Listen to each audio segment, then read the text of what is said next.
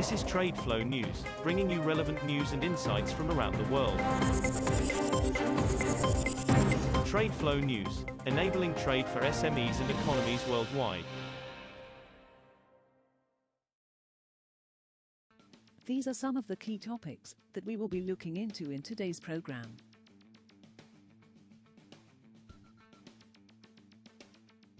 First, let's take a look at the overnight headlines which are impacting the commodity markets.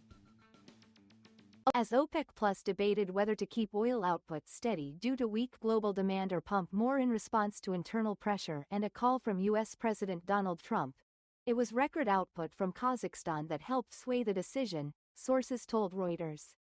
OPEC Plus decided on Monday to increase output for the first time since 2022. It said its decision took into account healthy market fundamentals and a positive market outlook, without mentioning Kazakhstan. The group will make a small increase of 138,000 barrels per day from April, the first step in planned monthly increases to unwind its nearly 6 million barrels of oil per day of cuts, equal to nearly 6% of global demand. U.S. retail gasoline prices are set to climb in the coming weeks as new tariffs imposed by the administration of President Donald Trump raise the cost of energy imports, according to traders and analysts. The outlook underscores a potentially unintended consequence of Trump's protectionist trade policies, which are meant to boost the U.S. economy but could instead lead to bigger bills for consumers. A 25% tariff on all imports from Mexico, a 10% tariff on Canadian energy and a doubling of duties on Chinese goods to 20% came into effect on Tuesday. The Trump administration also imposed 25% tariffs on all other Canadian imports.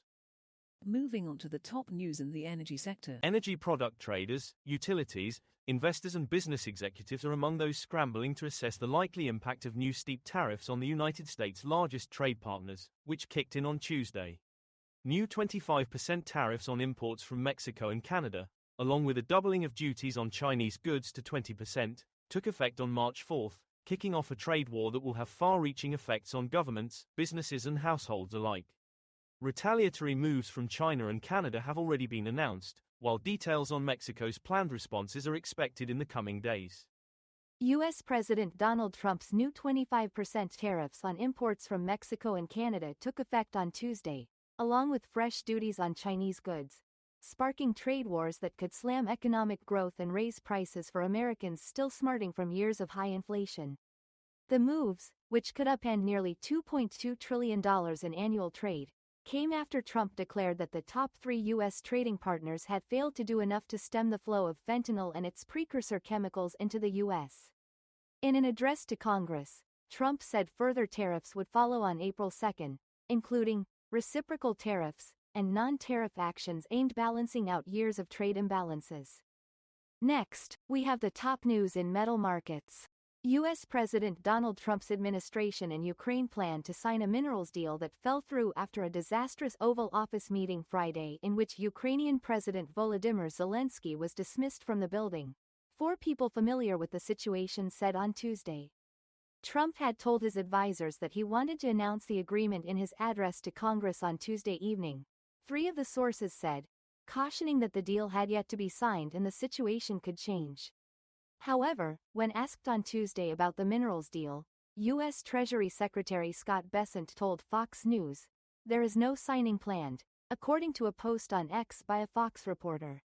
China will restructure its giant steel industry through output cuts, although it did not announce any target in its most recent intervention to address overcapacity in the sector, which is sparking world trade frictions. The world's largest steelmaker and consumer will promote restructuring of the steel industry through output reduction, according to an official report on Wednesday. We will introduce policies and measures for resolving structural problems in key industries and end the phenomenon of rat race competition through industrial regulation and upgrading, the report said. We will now look at the top news in the agricultural sector. Global natural rubber production is expected to fall short of consumption for the 5th consecutive year in 2025, as higher prices fail to encourage tapping in major producing countries such as Indonesia and Vietnam, a senior industry official said. Demand has been consistently growing in countries such as China, India and Thailand, but production is lagging because of lower prices, which rose only last year, Lakshmi Nair, senior economist of the Association of Natural Rubber Producing Countries told Reuters on Wednesday.